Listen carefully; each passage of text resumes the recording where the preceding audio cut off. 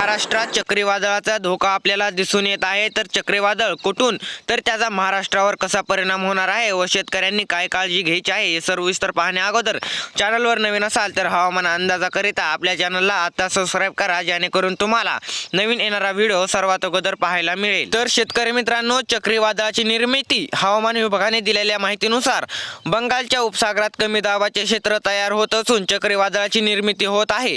या चक्रीवादळामुळे देशभरात मुसळधार पावसाची शक्यता वर्तवण्यात आलेली आहे। आता या चक्रीवादळाचा महाराष्ट्रावर काय परिणाम होणार तर महाराष्ट्राबाबत बोलायचे झाल्यास तर येत्या 2 ते 3 दिवसात या वादळाचा काही प्रमाणात परिणाम राज्यावर होण्याची शक्यता आहे। कमी दाबाच्या पट्ट्यामुळे मुसळधार पावसाची शक्यता वर्तवण्यात आलेली आहे। या काळात राज्यात 50 ते 60 किलोमीटर प्रति तास वेगाने वारे वाहू शकतात, असा इशारा हवामान विभागाकडून देण्यात आलेला आहे।